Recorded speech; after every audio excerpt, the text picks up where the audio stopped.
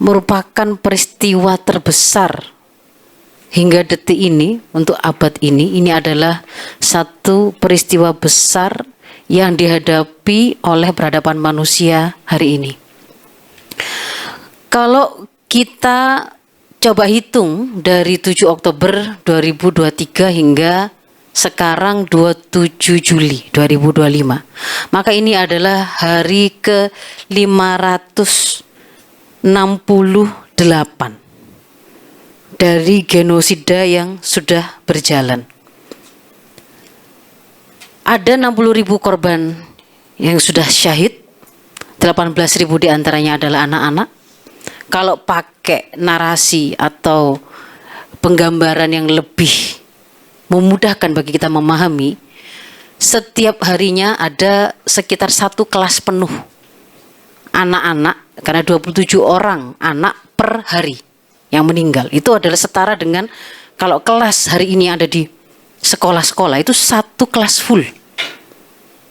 Biasanya sudah 20 anak gitu ya, 1 kelas itu 27.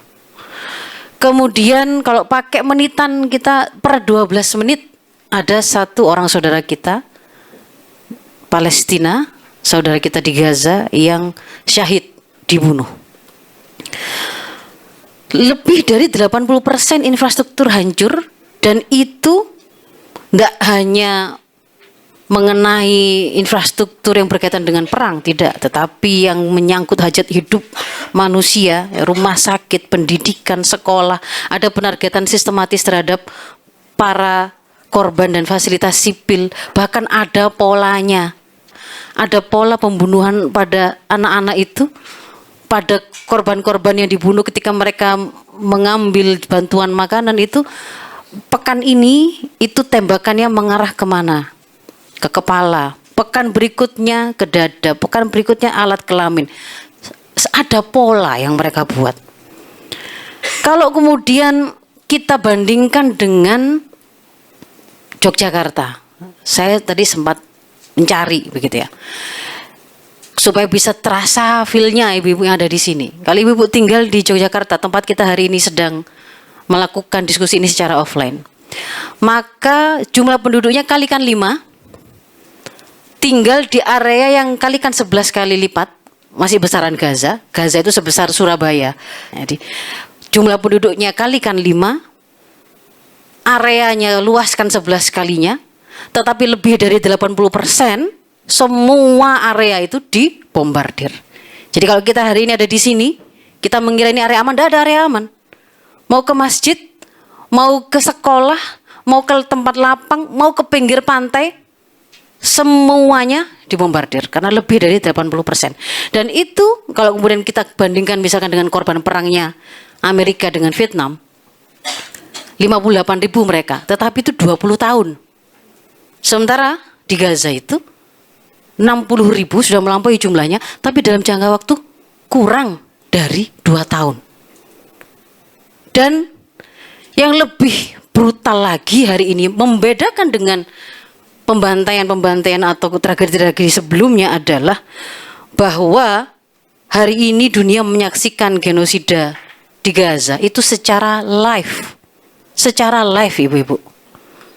Seperti menyaksikan film, siaran langsung, live streaming, penuh dengan dokumentasi digital di sana sini yang pasti tidak memungkinkan tidak ada yang nggak dengar itu, tidak ada yang nggak lihat, semuanya mendengar, semuanya melihat, karena semuanya itu melakukan publikasi secara digital dan itu tersebar luas.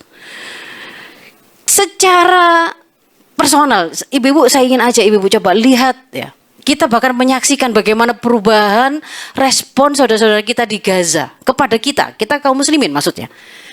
Awal-awal genosida kita masih menyaksikan permintaan tolong mereka, teriakan minta tolong mereka agar kita membantu itu dengan harapan.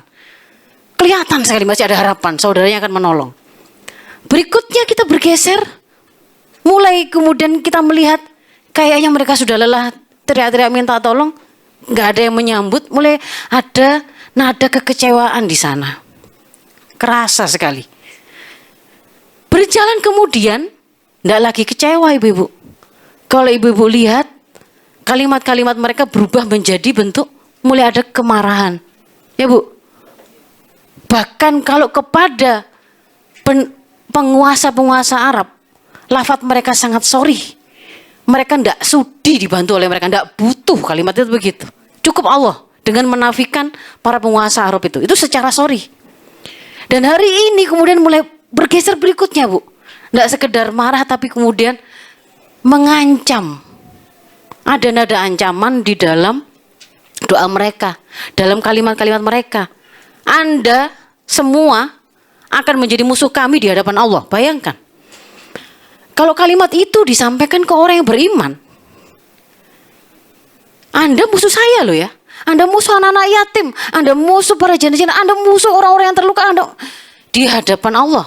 Bukan kemudian di pengadilan di dunia ini. Di hadapan Allah. Maka ini adalah sesuatu yang bagi kita orang beriman, apalagi kemudian ulul albab, orang-orang yang diberi oleh Allah kemuliaan lebih karena ada ketinggian ilmu pengetahuan yang mereka punya. Ada tanggung jawab besar yang harus kemudian kita realisir. Kalau kita membuka apa yang disampaikan oleh Allah di Az-Zumar ayat 18. Di sana Allah berfirman, A'udzubillahi minasyaitonirrajim. Alladzina yastami'unal qaul. Mereka itu adalah orang-orang yang mendengar perkataan. Biasa mendengar perkataan. Ada mendengar banyak narasi, mendengar banyak argumentasi. Tetapi fayattabi'una ahsana. Kemudian mereka itu hanya mengikuti perkataan, argumentasi, penjelasan, seruan yang terbaik saja. Ulaikal ladzina hadahumullah. Mereka itulah orang-orang yang Allah telah memberi petunjuk pada mereka. Wa ulaika hum ulul albab. Dan mereka itulah orang-orang yang ulul albab itu. Orang-orang yang punya akal itu. Maka ibu-ibu, saya menyeru kepada para intelektual muslimah yang hadir baik secara offline maupun online. Kalau karakter ulul albab tadi itu adalah, meski dia itu biasa dengar banyak informasi, banyak diskusi, hadir di banyak forum, yang di situ banyak orang bicara, tapi hari ini doa saya pribadi berbeda.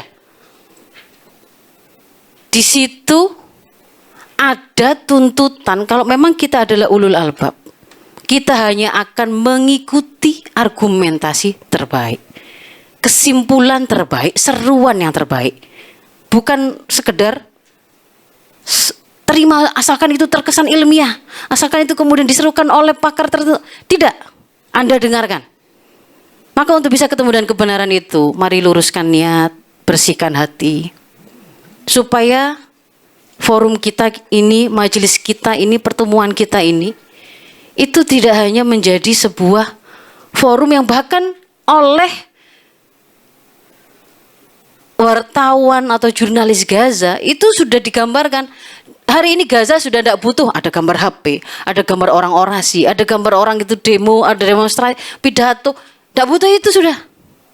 Faktanya itu ya juga ada, juga nggak ngaruh. Ujungnya ini kalau kemudian kita memang seandainya pada masa kita itu kita ternyata tidak berhasil menghentikan genosida itu, tidak menyaksikan pembebasan Palestina itu. Tetapi semoga forum kita ini bukan menjadi forum yang rotibah, yang rutin, yang kayak FGD yang lain, kayak perbincangan-perbincangan yang lain. Iya sana sini, tidak hadir hatinya, tidak hadir sepenuh analisa dan kemudian mendengarkan kebenaran, lalu dengan kebeningan hati itu menyambut setiap kebenaran yang tersampaikan. Ketika kemudian diseru untuk masuk dan terlibat dalam perjuangan ini, kemudian tanpa ragu-ragu menyambutnya. Semoga Allah kemudian akan mencatat apa yang kita lakukan hari ini sebagai hujah kita ketika saudara-saudara kita nanti kelak di hadapan Allah itu kemudian mengatakan, mereka para pakar, para ahli, jumlahnya ribuan itu, yang sebenarnya mereka itu punya privilege untuk bicara, untuk didengar, mereka juga musuh kami karena halah mereka cuma bicara basa-basi. Kita tidak ingin seperti itu.